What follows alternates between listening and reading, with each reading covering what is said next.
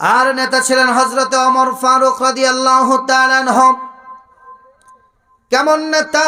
রাত্রেবেলায় বের হতেন মানুষের খোঁজ খবর নেওয়ার জন্য, কে খেয়েছে কে খায় নাই, কার ঘরে খাবার নাই, কে কি অবস্থায় আছে। বের হয়ে গেলেন, বের হয়ে দেখলেন অন্ধকারের মধ্যে টিম টিম করে একটা আলো জ্বলছে। মহিলাটা চুলার মধ্যে কি যেন রান্না করছে, ঠক ঠক করে শব্দ হতেছে। আর সন্তানেরা পাশে বসে বসে ঘুমায়, কেউ কান্নাকাটি করছে। হযরতে ওমর মহিলার কাছে গিয়ে দেখে মহিলা রান্না করছে, আগুন জ্বলছে, কিন্তু পাতিলের মধ্যে কোনো খাবার নাই। পাতিলের মধ্যে কিছু খোয়া নিয়েছেন, পাথর নিয়ে রান্না করছেন, আর সন্তানদেরকে বোঝাচ্ছেন আমি গোশত রান্না করছি। কিছুক্ষণ পরে হযরত ওমর ডাক দিয়ে বলল, মা আপনি এমন কাজ করছেন কেন? আপনার সন্তানরা কান্নাকাটি করছে আর আপনি এমন করছেন, বলছেন কেন? কি বলবো, এসেছিলাম পাশের দেশ থেকে, শুনেছি হযরত ওমর নাকি খুব ভালো মানুষ, দরদি মানুষ, মানুষকে খাদ্য দেয়।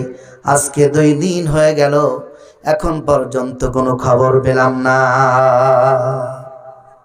হযরত ওমরের শরীর কাঁপতেছে, শরীরটা কাঁপছে, আর বলছেন মা আপনি চিন্তা করবেন না, আপনি একটু দাঁড়ান, আমি আসছি, আপনার জন্য কোনো খাবারের ব্যবস্থা হয় নাকি।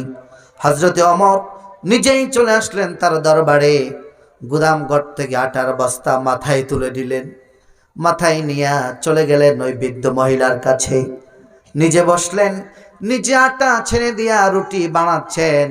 হযরত ওমর ফারুক রাদিয়াল্লাহু তাআলা রুটিগুলো হচ্ছে তুলে তুলে ছোট্ট ছোট্ট বাচ্চাদের মুখে খাওয়ায় দিচ্ছেন। আর হযরতে ওমরের চোখ দিয়া পানি পড়তেছে। মহিলা ডাক দিয়ে বলে, তুমি চোখে পানি কেন, তুমি কাঁদো কেন? এই দেশের বাদশা হযরতে ওমর না হইয়া যদি তুমি হইতা, তাহলে আমার 2 দিন না খেয়ে থাকতে হতো না। মহিলা ডাক দিয়ে বলছেন, এই কথা শুনে হযরত ওমর ফারুক রাদিয়াল্লাহু তাআলা আনহু চোখের পানি ফেলে ফেলে কাঁদছে আর বলছেন, মা আগামীকাল সকালবেলায় আপনি বাদশার দরবারে আসবেন, আপনার জন্য কিছু দেওয়া যায় কিনা আমি দেখব। সকাল হয়ে গেল, হযরতে ওমর ফারুক রাদিয়াল্লাহু তাআলা আনহু চলে আসলেন, চেম্বারে বসে আছেন, সিংহাসনে বসে আছেন। মহিলাও চলে আসলেন। মহিলা এসে দেখে গত রাত্রিবেলায় যে মানুষটা গিয়েছিল আমার বাড়িতে, আমাকে খাবার দিল, আমার সন্তানদেরকে মুখে তুলে তুলে খাওয়ায়া দিল, আজকে দেখি হযরতে ওমরের দরবারে লোকটি বসে আছে।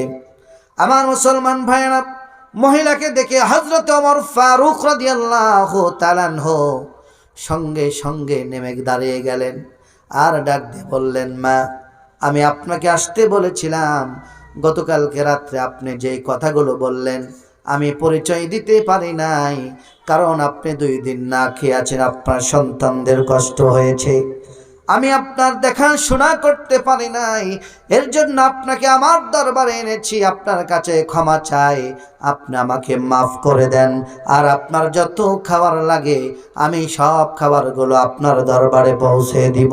চিৎকার করে বলেন না সুবহানাল্লাহ। এই হলো হযরত ওমর। আর আমার দেশের নেতারা নির্বাচনের আগে বাড়িঘর নাই, ডোয়া পাকাও নাই, টিনের বেড়া, টিনের ঘর, 10 বছর পরে দেখা যায় তাদের বাড়িতে 10 তলা বিল্ডিং উঠে গেছে।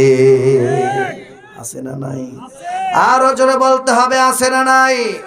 এই জন্য বঙ্গবন্ধু বলেছিল, সবাই পেল সোনার খনি আর আমি পাইলাম চোরের খনি। কথা ঠিক কিনা? চোর আছে না নাই দেশে? কথা বলতে হবে, আছে না নাই? এই চোরগুলো বিতাড়িত করার একটা মাত্র উপায়, একটা বুদ্ধি, সেটা হলো আল্লাহর কোরআন। ঠিক কিনা? আল্লাহর কোরআন দিয়ে যদি বিচার হয়, এই পার্লামেন্টে যদি কোরআন কায়েম হয়, দেখবেন এই দেশে আর চোর পাওয়া যাবে না, দুর্নীতিবাজ পাওয়া যাবে না, রাহাজানি পাওয়া যাবে না, চাঁদাবাজ খুঁজে পাওয়া যাবে না। কথা বলেন ঠিক কিনা? স্বৈরাচার চলে গিয়েছে, এখন পর্যন্ত চাঁদাবাজি বন্ধ হয় নাই। আপনারা কথা বলেন না কেন ভাই? পিছনের ভাইরা কি হয়েছে? ভয় পাচ্ছেন নাকি আপনারা? না কেন কথা বলেন না কেন? স্বৈরাচার আর আসবে না। মাঝে মাঝে বলে টুস করে চলে আসব, বলে কি না যে টুস করে চলে আসবো। আমরা বলি আসো, টুস করে চলে আসো, তোমার জন্য ফাঁসির মঞ্চ রেডি আছে। কথা বলেন ঠিক না? এদেশের যত মানুষকে তুমি হত্যা করেছ, আমার ওস্তাদ কোরআনের পাখির মতন মানুষকে জেলখানায় বন্দি করে হত্যা করেছ, আমার নিজামীর মতন মানুষকে ফাঁসির মঞ্চে ঝুলিয়ে হত্যা করেছ। এদেশের মানুষ চাই তুমি বাংলাদেশে প্রবেশ করো। বাংলাদেশে প্রবেশ করলে তোমাকে ফাঁসির মঞ্চে ঝুলিয়ে প্রতিশোধ না হবে, ঠিক কিনা বলে? প্রিয় মুসলমান ভাইরা, এদেশের শাপলা চত্বরে আমার কোরআনের পাখিদেরকে নির্বিচারে লাইট বন্ধ করে হত্যা করেছিল, ঠিক কিনা বলে? আমার পিলখানার কত সেনাবাহিনীকে হত্যা করা হয়েছিল। আমার কোরআনের পাখি বাংলাদেশ জামাত ইসলামের কত নেতাদেরকে হত্যা করেছিল। এই সব বিচার যদি এক জায়গায় করা হয় তাহলে 150 বছরের জেল হবে, ঠিক কিনা বলে? আর 150 বছর তো বাঁচা সম্ভব নয়। একেবারে ফাঁসির মঞ্চে ঝুলাইয়া দিলে সব ঠান্ডা হবে, ঠিক কিনা বলে? কিন্তু দাদা বাবুরা চিন্তা করতেছে যে এত সুযোগ নিলাম আর আজকে তার বিপদে আমরা কেমনে ঢুকাইয়া দিই। এই জন্য দাদা বাবুরাও চিন্তা করে না আমরা এত সহজে দিব না, ঠিক কিনা বলেন? তবে মনে রাখবেন, এই দেশটা হচ্ছে শাহজালালের দেশ, ঠিক কিনা বলেন? এই দেশটা হলো শাহপরানের দেশ, শাহ মাকদুমের দেশ, শাহ আলীর দেশ। এই দেশ হলো আল্লামা সাইদির দেশ। এই দেশ হচ্ছে কোরআনওয়ালাদের দেশ। এই দেশ হচ্ছে মসজিদ মাদ্রাসার দেশ। এই দেশ হচ্ছে চরমনায়ের দেশ। কথা বলেন ঠিক কিনা? এই দেশেতে কোনো নাস্তিক আর মুরতাদদের আর জায়গা হবে না। কথা বলেন ঠিক না বেঠে?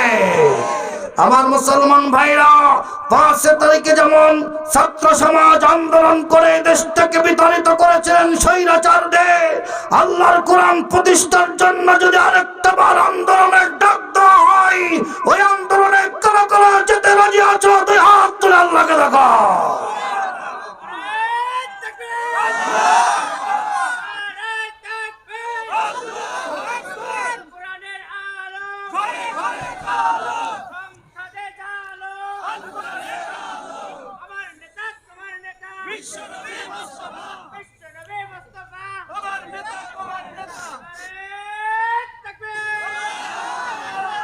আমার মুসলমান ভাইয়েরা, কষ্ট হতেছে নাকি আপনাদের? আল্লাহ রাব্বুল আলামিন এজন্যই কোরআন দিয়েছেন যাতে করে মানুষ তার ব্যক্তি জীবন, পারিবারিক জীবন, রাষ্ট্রীয় জীবন, সমাজ জীবন, প্রত্যেকটা সেক্টরে আল্লাহ রাব্বুল আলামিনের কোরআন দিয়ে তারা জীবন পরিচালনা করে। আল্লাহ পাক বলছেন, ওয়ালাউ আন্না আহলাল কুরা আমানু واتقوا لفتحنا عليهم بركات من السماوات والأرض। বলি আল্লাহু আকবার।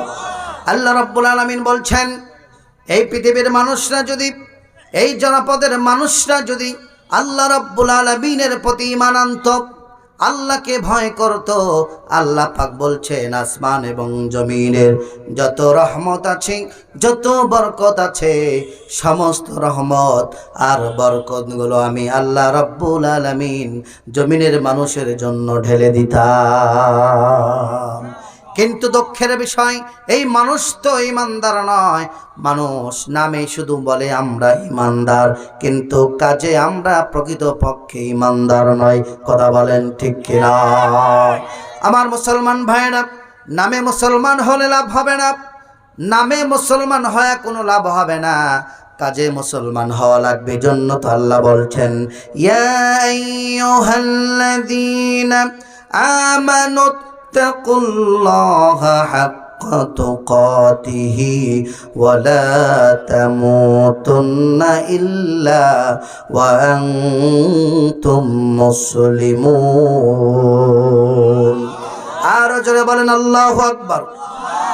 আল্লাহ রাব্বুল আলামিন ইমানদারদেরকে ডাক দিয়ে বলছেন, ইমানদারেরা যারা ঈমান এনেছ তারা শুনে রাখো, আমি আল্লাহ রাব্বুল আলামিনকে যেমনি ভাবে ভয় করার দরকার তেমনি ভাবে ভয় করো। আর তোমরা পরিপূর্ণ মুসলমান না হয়ে মৃত্যুবরণ করো না। কার কথা? আরো জোরে বলতে হবে, কার কথা? আজকে আমরা একটু দেখতে চাই আমরা কারা কারা ঈমানদার, দেখতে চাই। নারে তাকবীর, নারে তাকবীর। অনেকের হাত লম্বা হয়ে ওঠে নাই, ব্যাপার কি? মানে নিজের ব্যাপারে একটু শঙ্কা আছে যে আমি আসলেই কি ঈমানদার, আমি যেভাবে চলতেছি এটাকে আসলে ঈমানদারের লক্ষণ কিনা। নিজের প্রতি যদি আমাদের আত্মহাত নামান, আত্মবিশ্বাস না থাকে, তাহলে আল্লাহ পাক আপনাকে জান্নাতে দিবে কেমনে বলেন? এজন্য আমরা ঈমানদার, ঠিক কিনা বলেন? বেঈমানরা তো